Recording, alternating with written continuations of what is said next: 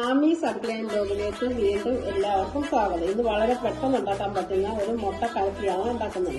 അപ്പൊ അതിപ്പോ ഞാൻ ഉണ്ടാക്കുന്നത് ചിക്കന്റെ ഗ്രേവി വെച്ചാണ്. അപ്പൊ ഏത് നോൺ വെജിന്റെ ഗ്രേവി വെച്ച് വേണമെങ്കിലും ഉണ്ടാക്കാം. അപ്പൊ അത് നമുക്ക് ഇങ്ങനെ നോക്കാം. നമുക്ക് മുട്ട പൊട്ടിക്കാം. ഇത് തമിഴ്നാട് സ്പെഷ്യലാണ്. പത്തുകടയിലും അതാ ഹോട്ടലും എല്ലാം കിട്ടുന്നതാണ്.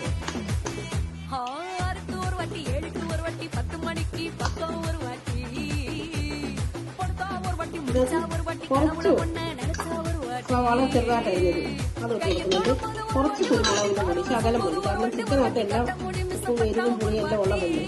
പിന്നെ ഒരു ശകലം ഉപ്പ്. അപ്പൊ ചിക്കന്റെ ഗ്രേവി കഴിക്കുന്നത്